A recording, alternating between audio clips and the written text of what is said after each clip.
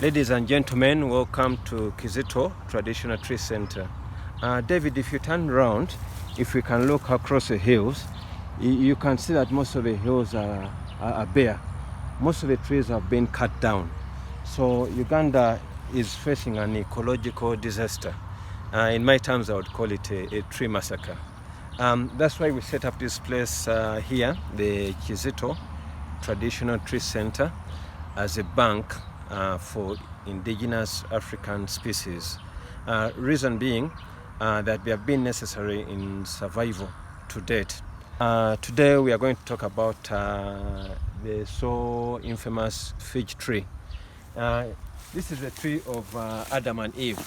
It's claimed in the Bible that when Adam and Eve ate the forbidden fruit, it's a tree that they wove garments out of so that they could dress their nakedness.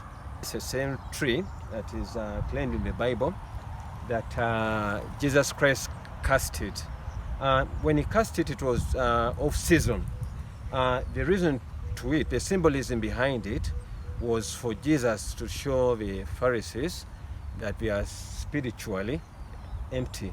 And ever since that tree in question never bore fruits again.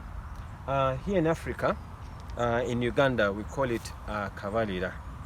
Kabalira means producer of growth, or I would say producer of life. Why is it a producer of life? Because the fruits on it grow in abundance.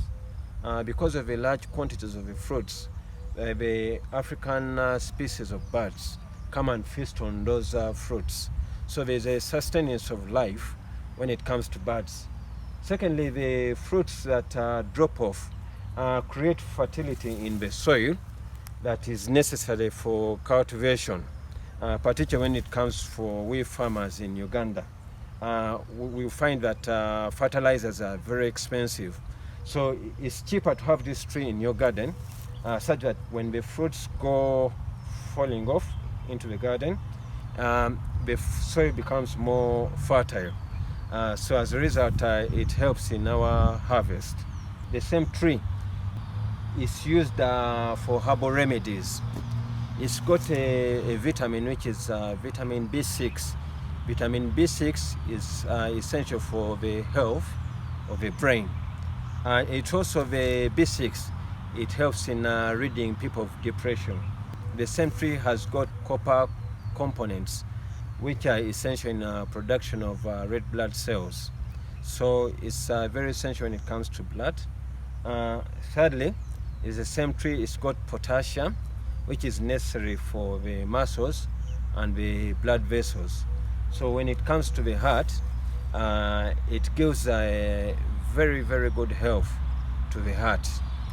That's why we call it kabalira, because it's a producer of life when it comes to mankind, because it brings benefits of a good brain, it brings benefits of a good heart and vessels, it brings benefits of good blood.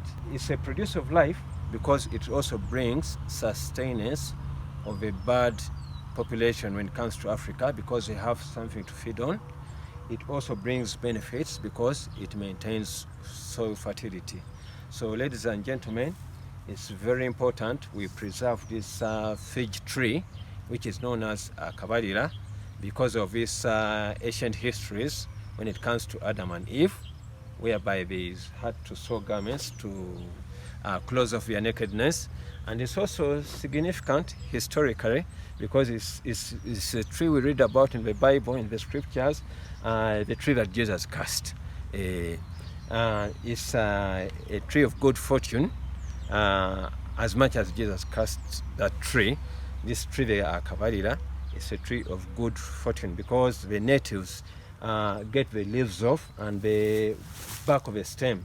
They also get it, they pound it and then wash it so that they can increase their good fortune when it comes to maybe making money, when it comes to making harvest, that sort of thing.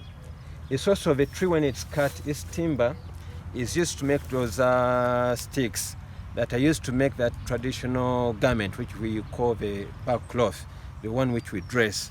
So they get the pounds, when they cut it, they trim pounding sticks out of it, and it's used to make that so famous backcloth we usually dress as Africans. Thank you very much, ladies, once again. Please preserve the fig tree known as kabarira.